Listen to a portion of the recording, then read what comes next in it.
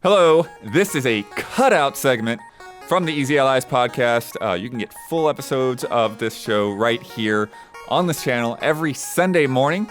Or if you go to patreon.com/easyallies, you can get it 2 days early on Fridays. Thank you for watching and enjoy. We got to start with Indiana Jones, Huber. Dude. Huber finished late last night, early this morning, essentially. I think I'm more than halfway through because I was ahead of you, and then you like leapfrogged over me yesterday. Basically, Couldn't stop playing this game. Yeah, could not stop playing this game. So you would say it belongs in a video game museum, right? Dude. Yes. Oh my God. Where do we begin, Blood? What do we do? Yeah. Well, I mean, I just some top level stuff first. I mean, I think we were really unsure what to think about this game throughout. 100%. Previews and the trailers and all of that. Just was not sure. Yeah, it's a hard game to show. Any kind of immersive sim, I think, or immersive sim light, is harder to show because it demands a certain pace. Right. You know, it wants you to be immersed. It wants you to take your time. It wants you to explore. I literally think the slower you go, the better this game is. 100%. This game is confident. This game is mature. This game respects the player, and it's just like so well written and designed. Like I am so excited to sit here for the next 15 or 20 minutes to gush about pretty much every single part of this game. Every single part. So where do you want to begin? What are we talking about? Damiani's got a question. One question. Ask as many. And it's the only story-related thing, and it pertains to the beginning. Does it do what every indie movie does? Does it start with like a beginning scene that's not like part of like the main thing? It's like secondary. Yes. Like Raiders with the Golden Idol or Last Crusade with the Cross of Coronado. Yeah. Do you have a little like mini sequence like that? What is hilarious, Damiani, is yes, it does, and it absolutely negates what Huber just said because the tutorial is the worst part of this game. It's the worst part of the game. It's the worst part. I was nervous, actually. What? I was nervous. No, what? The first 20 minutes of this game are like mind-bafflingly strange and cumbersome. Yeah. And just weird. Yeah, like, there's just a weird energy to it. Everything about it. So, like, I finished the tutorial, and I'm like, okay, like, this game will be fine. And then you get to, like, the first real zone, and you settle in, and then you start actually playing the game. Like, intro, pay no mind. It's fine, whatever. It's weird because like you're basically just slow walking through the forest with some other guys and not doing much else. Yeah. But then like they clear away like a statue and one guy just disappears because he got scared. But like it just didn't feel like, it just felt like, where did that guy go, dude? Yeah, it's weird. Just the whole thing. It's just weird energy. It's just weird. Okay. Yeah. So get through the first 20 minutes. It's fine. Just ignore it. It's fine. Whatever. Yeah. I guess we can start. I mean, we don't want to go into spoilers, of course, but like we can start with story. Yeah. And another thing that I was surprised by is Troy Baker's performance in this.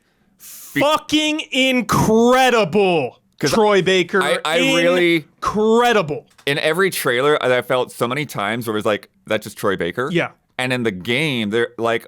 That stuff you forget. That stuff comes up now and then. I'll hear a thing. 100%. And it's like, oh, there's Troy slipped in. Yeah, once in a while. But most of the time, it's like, oh, I'm listening to Indiana Jones. Yeah. I'm like, this is just Harrison Ford. Like, holy crap. They knew what they were doing. Yes. They put in the takes that sounded most like Troy, just like the part-time line in Kingdom of the getting the worst ones out of the way. Yeah. So in the trailers, save the best for the game. Yeah. He was incredible. Yeah, I will say the one thing that was funny that occurred to me, the more of the tells that something is Troy actually come from mocap. Huh. Like the way that he is like physically moving reminds me more of Troy than the actual just the VO itself. Sure. Sometimes. Yeah. But there's so much of it. It's like it just sounds like Indiana Jones. It's just they just deliver those lines just right. Yeah, super good characters all around. I mean, this is Machine Games, so you know you're gonna get some kind of like outlandish, inglorious bastards-esque Nazis, of which there are for sure. Still a really grounded game. Indiana Jones, the whole franchise gets a little fantastical and a little over the top, but it's all rooted in, reality and being grounded. And the supporting characters as well. You and Gina are the two main duo, and then each location you go to, you kind of meet some other. Yeah, you kind of have like a main contact in each place. And each one's kind of interesting. Nice. We saw in the footage a little earlier, there's in the Vatican, Antonio is there, and he gives you the priest disguise, which kind of introduces that whole mechanic. Yeah. Oh yeah. And there's some other smaller side characters and things that you meet throughout. But I think one thing that's nice, especially because of where I just got done, is that you have these really big set piece levels, and then with the pacing, then you kind of sometimes will have some quicker, more linear, more action based things to kind of break up the pace. This is a globe-trotting adventure. Yeah, as it should be. Yes, and places where there have been a lot of times in this where it's okay, I already saw that scene, I already saw this scene, but there's some stuff I was playing last night. It's I didn't know about this at all, so I will just avoid talking about this whole area. Yeah. This is really cool. Yes. Yeah, Damiani, dude. It made me because a lot of us grew up with Indiana Jones, the VHSs, of course. I love the whole franchise, Dial of Destiny, sick, Crystal Skull, yeah. But this game reminded me I haven't felt this level of love for this character since I was a kid. Indiana Jones, the character, just his superpower is just historical knowledge, So it's so fun playing as this character that just knows everything about history ever. So it's so fun, walking into a tomb and he'll just give some epic context about it and some historical knowledge. And in the movies too, he's a superhero with an action hero too. He can get down and fight people, but he's not some invincible, person, but he can definitely get in some scrapes. So it really made me fall in love with the character and the universe again. I haven't felt in so long. And these are good ways. Video games to me, this, are such a great way to continue franchises like this, especially two reasons. Actors are going to get older and will eventually die, and no one really wants to get into the AI bullshit stuff, but video games seem to be an acceptable way. You're setting it as a younger version, and everyone's just more willing to do that. Cast someone who just sounds like them, make it look like them. We understand it's a video game and it's not real person. It doesn't seem like a disservice or dishonor to their legacy. And you saw this with this, and you see Ghostbusters has done this. It was even canonical with that Ghostbusters the video game when they couldn't make 3 forever, right? Yeah, and before they brought the stuff back. So this is such a great way to do it, and it's very good to hear this because both of the more recent movies I will see or hit or miss depending on your perspective, and you might have liked one or the other, but I watched both and neither of them quite felt definitely the original trilogy because it's so difficult to make anything that feels like that anymore. But games seem to be the way to be able to still do something like that makes you feel like that again. Absolutely. And it's awesome that it sounds like the people who made this got that and ran with it. Top 10 most iconic rivalries: Indiana Jones versus Nazis. Right. This is a game. I hate these guys. This is a game where you can go up behind a Nazi and hit them in the back of the head with a sledgehammer. Here we go. This is actually the clip I was talking about last night. Classic stealth move. Yeah. Let them see one body and then just hide in the corner while they each come in. Yeah, some of the stealth. So the stealth definitely prioritizes fun, which I appreciate. There's definitely you can just crouch basically in front of everyone. No one will be what are you doing? If you did that in Hitman, everyone would be what the fuck are you doing? Crawling around. You can crawl around and jump around and be weird in front of just about everybody except captains, they're called. Yeah. Captains will be yo, or if you go into a restricted area. But so many times there would be a body in front of an enemy and the enemy would just be standing there, whatever. So there's a little bit of suspension of disbelief, suspension of belief, whatever that phrase is. There's a little bit of leeway you kind of give it because they are prioritizing the fun with the stealth. So and there are 2 difficulties above the default, so that's part of it too. Okay, I talk about difficulty a lot, and it is never, I'm not some glutton for punishment. It is never about challenge. It is about maximizing the gameplay systems. Like, let me interact with the systems in this game. I played on normal for a little bit just to see, and you can like go up to any enemy and just punch, like 3 punches, they're down. Like, no threat, no blocking, no parrying, no dodging needed, just like bam, bam, bam. So kick it up 1, you can change it anytime ever. It's so easy to change it. I recommend just boosting it up 1 so you can actually like engage with the combat, which is incredible. I'm so obsessed with this first person combat. Holy shit. So you can like punch. First of all, Blood, how often did you just like crack the whip when you were walking around? Not when I'm just walking around. But there's some nice. I had a whip. I had a whip countdown. Basically, like every 2 or 3 minutes, I was just like, whoosh. The whip is so incredible. You can like whip a guy, grab him, and pull him towards you. Grab him, and then just punch him. The sound effects, like, oh my god, like. Again, on a little harder difficulties, there's bigger guys, and when they punch you, the sound is like deafening. You lose like half your health. They're just boom, boom. So you gotta like parry them. You gotta watch your stamina. You can like do perfect dodges. Yeah. It's actually really simple, but really technical. Holding is important too to get a stronger punch in. Yeah, you can do the charge up attack, like the fist fights in this game, the weapons, dude. So much weapon variety. Just picking up like a lead pipe or like a pot, you know, like pots and pans. Yeah, that's really one of the things I really like is with the stealth and like just how many different little things there are. And there's quite a few achievements too that are like just you whacked a guy with this. You whacked a guy with a guitar. You whacked a guy with a fly swatter, you know. Nice. But there's, just all of these different things. And that's another thing that I think is really nice is with the world building, all of this stuff is accounted for, right? Yeah. Like, you have objects that make sense where you are all across the board. So, like, you know, if you're in a workers' camp and there's some latrines there, grab a plunger. Yeah. The guy with the plunger. Yep. You know, and same thing. There's your recovery systems.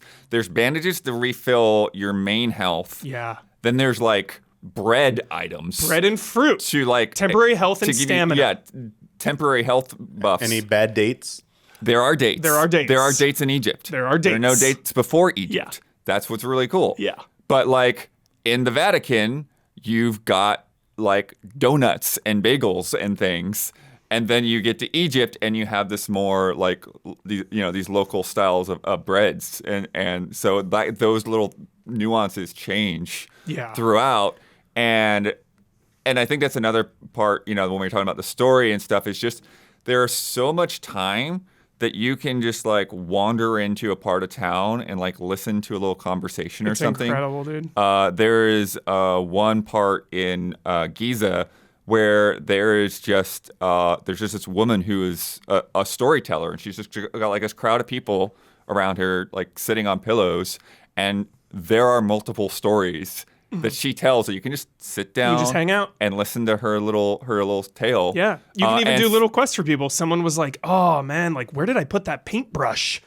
Wander around for a bit. Hey, found the paintbrush. You can just like put it right in front of her. Yeah, and she's like, "Hey, thanks so much." Completely secret, completely optional. Yeah, and so much to that, it's just as satisfying that like I did a good thing for a person, because you don't even get adventure points for it. You get sometimes nothing. I did when I did those. There are some other little quests, but I'm saying that like there are ones that I've done where I got nothing. Totally. It was just you noticed this thing, you helped somebody out. Totally. And it's just again about building that sense of being in a place and interacting with people.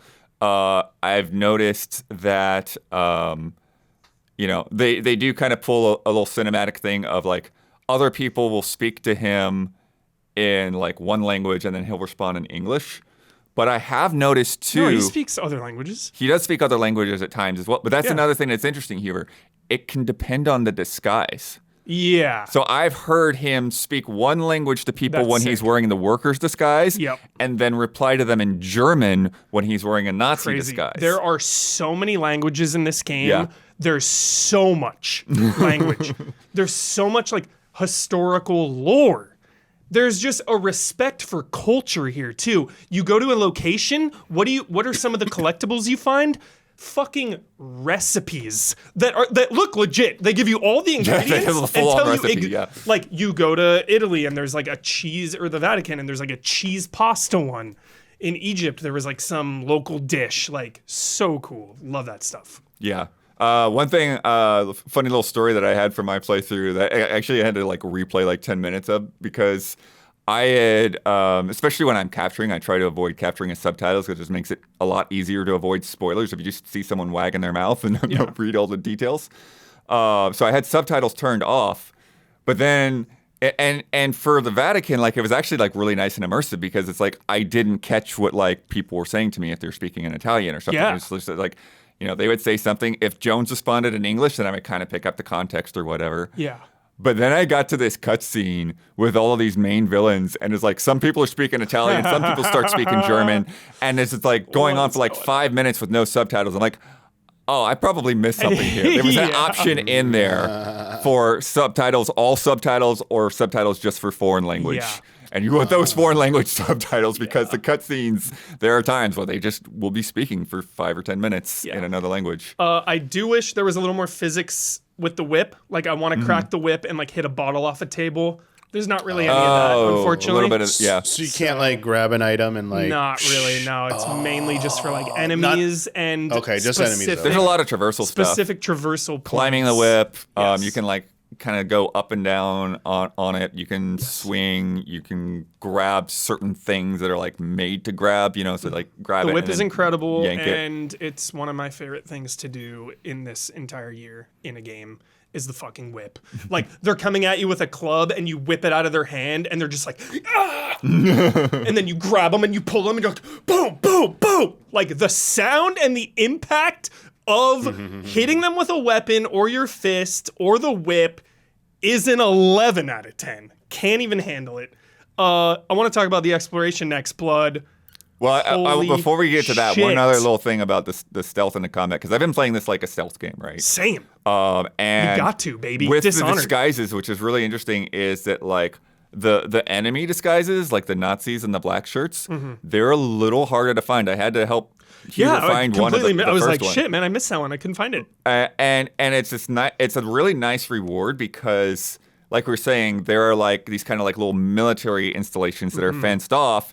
And so if you go in there, like any of the guards see you and they're like, hey, what's going on? Why is this guy in here? Yeah. But if you get one of those disguises, then they'll just like stand aside, let you through. Yeah. And you can poke around. You still have to watch out for the captains. Yep. The captains are always something you got to watch out for because they know they're men, right? Like they know who's supposed to be there. Totally. But it's, like I said, it just feels very nice and rewarding to be Everything able in this game to is go rewarding. in there and just be able to move around a little bit more freely with that stuff. Yeah, with stealth again, it's just very friendly. So like you can have a full blown, Metal Gear freaking caught deer in the headlights. Like everyone is after you, and then Last of Us style or whatever, just like break stealth, go hide, come back, and it basically resets everything, Everyone will be like not on alert anymore. It'll be fine. You don't have to,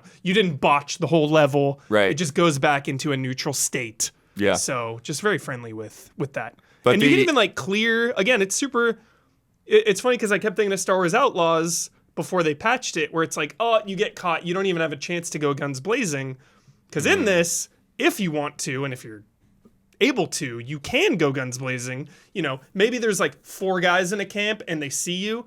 You can like take them all out. Yeah. And then you're good for a while. So I just appreciated But the way you The can interesting adapt thing to the though, situation. Huber, is that, I'm 20 plus hours into this game so far. I have not once fired a gun. Gotta fire that gun, baby. Except in like a very specific sequence where like this is all you can't have a choice, right? But it's interesting that you can do that, and then you can also like flip a gun over and use it as a melee weapon with the durability. It's like you get like 2 or 3 hits, with that gun before it breaks, smashing people over the head with it. But I kind of like that, and like I was 85% stealth, 15% guns, probably. Yeah, there's only like one point last night where I was like, okay, guys are like actually starting to shoot at me now, so like maybe I should pull out a gun, but most of the time I've been really, satisfied with the stealth. So I want to talk about why this game is a fucking 10 out of 10 is because of the exploration / puzzles / XP dopamine. Holy shit. So one of my biggest criticisms of the Wolfenstein franchise is the progression in that game. I hated the way you unlocked skills. You would have to like do 25 headshots with a pistol to get more pistol damage. And it's like, okay, well now I have to only use the pistol and get headshots during this encounter. I can't just like use everything and adapt and play. I have to like specifically do one thing. This game gives you adventure points for pretty much everything you do, like finishing a quest, using your camera. Well, it doesn't give you for combat. Not combat. Yeah, not like it's about quests and discovery. Quests and discovery. Good call. Yes. And with those adventure points, you can use them to basically unlock books. You find a book in the wilderness, in the wild, a book will be like, you do more melee damage. To unlock the ability then when you have the book costs those adventure points. Yeah. For a while, and I was doing everything in this game, 100%ing this thing. For a while, I was like, oh, I always had enough. And then later on, it's like, oh, these are so expensive. There's a few that were like really expensive, especially when they come to like your health and stuff. Yes. Because there's some that like will give you more health, or that will like combine 2 bars into health into one, so like it's easier to regenerate. Maximize resources there. Yeah. The camera is so freaking fun. Like, you just pull it out. You line up the shot. It's just so simple. It has this nice, satisfying click. Yeah. The adventure points will pop. Indy will give some epic lore about what he photographed. Like, it'll go then. The picture you take will go in your journal. Like. Oh, I was wondering about that. I didn't look at. Okay. I didn't know where that was. Cool. So satisfying. But yeah, so what'll happen is there's like a little icon that pops up in the left corner, and a sound effect. It's a subtle sound effect, so it's not too bad. Yeah. It's so like if you crossed where like there's something to take a photo of. Yeah. And some of those things like are things that you won't expect. Like in the Vatican, like there's just a bunch of cats for whatever reason, and you can take some photo of all the cats. Yeah. But you get a little bit of adventure points for each one of those. Yeah. You can get adventure points for taking photos of like the Sphinx and the pyramids, or you can, each zone Sistine Chapel has like a medic. If you take a photo of them, you get some points, and so like most of it is pretty clear, but at the same time, like you'll just be walking by and it's like, oh wait, there's something I can snap a photo of, and so it's pretty intuitive there, and it helps you notice things that you may not have even noticed before. Totally. I know there's just immerses you, brings you into the world more too. I know there's a mechanic too that I haven't. Oh, I know this quest is gotten into where you can. It also is like part of like a hint system with the puzzle solving and stuff. I don't know if you ever did anything with that. On one. Did one? Fucking basically a laser puzzle with water. And it's like fucking funnel the water, like funnel this and here. And then I texted Gabby for like a really, really, really small optional one. It was for like a lockbox. Yeah. Yeah, so like Alan Wake, there are a bunch of lockboxes that have little puzzles brutal. with clues around. Yeah. One of them got me. I was like, dude, I do not. Both of us were just like trying to figure it out. We tried like all these combinations, and it's like we don't know. Anyway, the exploration. So, for example, let's talk about like the Vatican is like the first area you go to. So you have your main quest in like the big zone, and then you have a couple side quests, which are mostly incredible. Yeah, there's a lot of really great story side quests, Really good story, full-on cutscenes with main characters. They usually incorporate like optional tombs, top 10 things in any video game, an optional dungeon. Yep. Yes, please. Then below that, there's like lesser mysteries that don't really have cutscenes, but they're, some discoveries. You'll find maybe a smaller tomb. Or an adventure book or something or an adventure book or something. And then also the locations have just like hidden collectibles and books, and the medicine you were talking about. You can find medicine to give to the doctors. Yeah. That's how. Things. So to raise your health and stamina, you have to trade medicine bottles that the Nazis have stolen to the medic. And those, ramp up in like how expensive they are. So it's like at first you need like 5 medicine bottles for a book, and then you need like 10, etc. Yeah. So this is a game most of you are probably going to want 100%. That is the type of game this is. Like, all of these side quests and discoveries are so addicting. They're so rewarding. Like, getting those skills, again, if it's one difficulty up, I promise, because then it really makes those unlocks I so much more switched, meaningful. and like I haven't had trouble since I switched. Even Blood says hard. You know what's up. Yes. I was fine on normal as well, Yeah. but I haven't had it like it. Obviously we play a lot of hard games, Yeah. so it's like that don't have any options. Yes. So the hard on this is not too bad, I don't think. Yes. So, and then there's also money in each zone, economy, which was okay. I was never like, I need money. Maybe like once, one and a half times. Because most of the time the money is for their little guidebooks that you can buy. Yeah. So there are certain things that you need, like the camera. Like, go and get that camera first thing. Don't. You got to buy the camera. Yeah, because if you start exploring without it, then you're just going to waste time and have to retread things. So like the camera and then the lighter you also buy. But then after that, like in each area, like they're basically just guidebooks that put collectibles and stuff on your map. And I love that stuff. I think you don't need to worry about that until you've already done so much yourself. Exactly. That's so late game. That's like, oh, you're super far into this game. You have extra money. Like, here's where all of the collectibles just are. Yeah. Which I think is really cool, because then it makes it easier to want to 100% this game. This is a fucking game you want 100%. Seriously. Everything in this game. But what I really, really love, though, Huber, about the design of these maps is that they really give you the trust to just go out there and figure them out. Yep. Because, so like you were saying, like in the Vatican, they're like, okay, I need you to take photos of these like crests that are on the wall throughout the cities, and we're going to figure out a puzzle with that. Yeah. So you need to go to the post office to get the camera. And that's it. Every other quest from that level is about you coming across something in the level and it presenting it to you, right? So like even when you find like the professor and all of that, it's like, okay, you could have maybe talked to the professor first, or you could have picked up a note first, or whatever that got you on the trail of this quest. But it's not like, go here to this exact point and do this thing, so and then many this things check mark happen and then that check organically. mark. Yeah. And like even like a lot of the things that are tied to the main quest, like I was just exploring Egypt and going into tombs and going into things. It's like, oh, this is one of the things that I need for the main story. Cool. Yeah. I don't have to like look for that when I get to the main story now, because I'm just exploring and finding things. Yeah.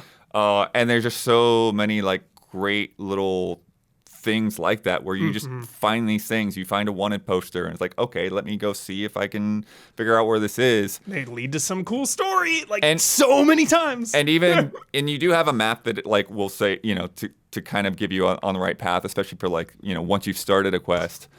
But so many times, like the zone where it says the search is just like the Sphinx. Yeah. Go to the Sphinx. Figure it out. Figure it out from there. Love that. Love that. And so it really lets you just immerse yourself in these locations. You're just snooping around. You're finding valuable stuff all the time. Like, the pace of this game is next level. And just, like we were saying with like the hidden things, like, legit secrets. Yeah. So many good secrets. Smash a wall, crawl under a thing, like secret found, not even on my like journal of things, just like completely optional area. Just look under a bush and there's a hole in the ground. Like, okay, let me go down that hole and see what's down there. Then Indy will be like, 12th century Incan. Some like sick backstory about it. Like, so cool. And like you're saying, like about like the coolest things being optional tunes, because there's so much of that where it's like it's not just like, oh, I got it here and I got the reward. It's like the reward is like I got another little level to interact with and to figure out, The puzzles, Bloodworth. Incredible. We need the Isla take for these puzzles. They're so good. And I was shocked by the range of them, from like tiny little brain teasers to like big mechanical structures, and also the variety here. I mean, it is mind-blowing the amount of variety that they have with these puzzles, Blood. There's like There's like freaking traversal ones. There's tracing lines ones. There's riddle ones. There's pressure plate ones. There's just so many different types of ways to solve some type of dungeon or progress in some tomb.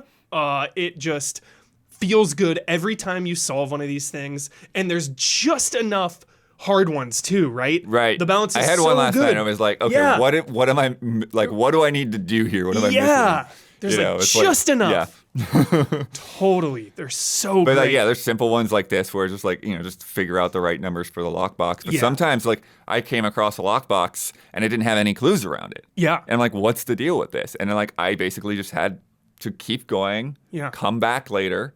And then when I eventually I found a note and I'm like, I bet that's to that lockbox. Yeah. And I looked at their little sketched out map that somebody had left and like, yeah, it looks like that's probably it. Yeah. And that was a fun little one there. Yeah. And the one thing that I really appreciate the most, though, is they're not even. I thought I was on silent, but I'm not.